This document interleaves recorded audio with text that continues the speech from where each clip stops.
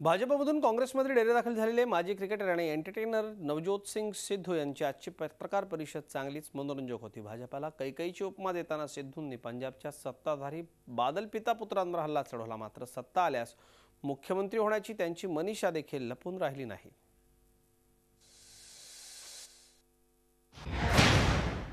भाजपा कैकई, कांग्रेस कौशल्या। कैकई कौन है और माता कौशल्या कौन है? मंथरेमुळे झाला वनवास। मंथरा का रोल किसने निभाया पंजाब में? कौन उकसाता था? काँग्रेसमध्ये प्रवेश केल्यानंतर झालेल्या पहिल्या पत्रकार परिषदेमध्ये नवज्योत सिंग सिद्धू यांनी आपल्या खास शैलीत भाजपावर जोरदार हल्लाबोल केला। ये तो आप तय कर लो कि कैकई कौन है और माता कौशल्या कौन है।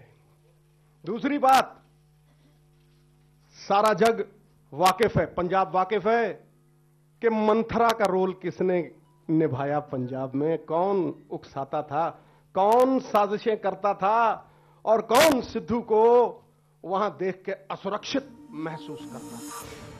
सिद्धूंनी मंथरा कोण सांगितलं नसलं तरी गेल्या लोकसभा निवडणुकीत केंद्रीय अर्थमंत्री अरुण जेटली अमृतसरमध्ये लढले होते आणि हरले होते हे सर्वश्रुत आहे। भाजपाने मात्र सिद्धूंच्या काँग्रेस प्रवेशाला फारसं महत्त्व दिलं नसल्याचं भासवलंय।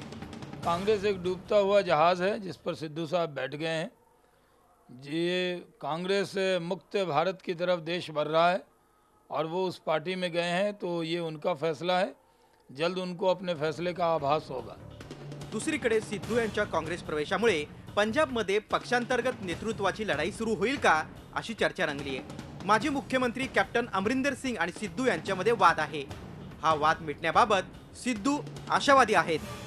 अगर दो देशों के रिश्ते सुधर सकते हैं टेबल के ऊपर, तो हमारे नहीं सुधर सकते क्या? अगर लालू जी नीतीश जी के साथ इकट्ठे हो सकते हैं तो क्या यार हम नहीं हो सकते भाई? अर्थात मुख्यमंत्री कोण होणार यावर मात्र सिद्धूंनी स्पष्ट उत्तर देणं टाळलं। गेहूं खेत में बेटा पेट में, तुम ब्याह की तैयारी कर रहे हो। आजवर अमरिंदर सिंग यांच्या खांबावर पंजाब काँग्रेसचा तंबू तरला होता। आता या तंबूमध्ये सिद्धू शिरलेत। त्याचा पक्षाला फायदा होईल की सिद्धू म्हणजे तंबूत शिरलेला उंट ठरेल हे निवडणुकीचे निकालच ठरवतील। दिल्लीहून रामराजे शिंदेसह ब्युरो रिपोर्ट, झी मीडिया।